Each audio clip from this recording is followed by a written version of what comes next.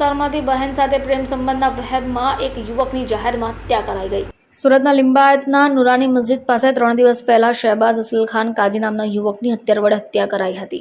મિત્ર પર પણ હુમલો કરી તેને ગંભીર ઇજાગ્રસ્ત કરાયા હોય। જો કે પોલીસે આ ઘટનામાં હત્યા કરનાર 2 સગા ભાઈની ધરપકડ પણ કરી છે। આ બનાવ અંગે વાત કરીએ તો લિંબાયતના નુરાની મસ્જિદ પાસે આવેલા આઝાદ ચોકમાં રહેતા શહેબાઝ અસલ ખાન કાજી મિત્ર ફૈઝલ મોડી રાત્રિએ નુરાની મસ્જિદ પાસે આવેલા જોધપુર સ્વીટ્સના ઓટલા પર બેઠા હોય ત્યારે 2 આરોપી ભાઈઓ સમીર ઉર્ફે સમીર મર્દાનગી આમીન કાળુ તીક્ષ્ણ હથિયાર લઈને પહોંચી ગયા। આ ભાઈઓ પૈકી સમીરે પાછળથી શહેબાઝને પકડી રાખ્યો હોય અને આમીને તેના પેટના ભાગે ચપ્પુનો જીવલેણ ઘા ઝીક્યો હતો।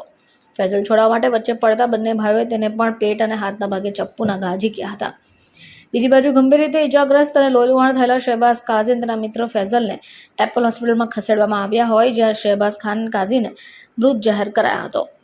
પોલીસે વિગત આપતા જણાવ્યું છે કે આ બંને આરોપીઓ અને મરનાર શહેબાઝ ખાન એક જ ગલીમાં રહેતા।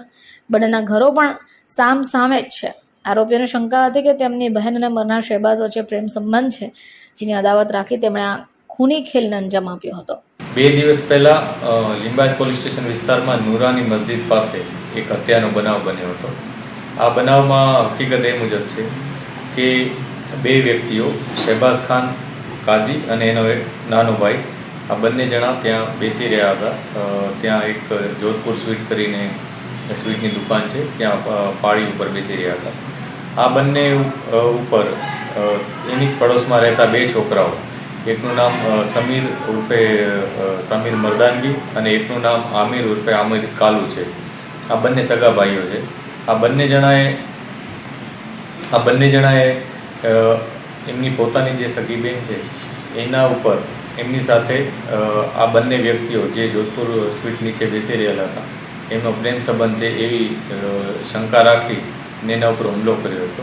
આ હુમલામાં જે છરીથી હુમલો કરવામાં આવ્યો તેમાં શહેબાઝ ખાન પઠાણ ઉર્ફે કાજી એની હત્યા થઈ હતી। ત્યારબાદ પોલીસે આ બંને આરોપીઓને ધરપકડ કરી લીધી હતી અને ત્યારબાદ પોલીસે આરોપીને ધરપકડ બાદ એ લોકોના ફર્ધર પોલીસ કસ્ટડી મેળવ્યા હતા। દિન 2ના પોલીસ કસ્ટડી પોલીસને મળી છે અને જે મુદ્દામાલ છે રિકવર કરવાનો, જેમાં ચપ્પુ મુખ્ય છે એ રિકવર કરવાની પ્રક્રિયા હાલ ચાલુ છે।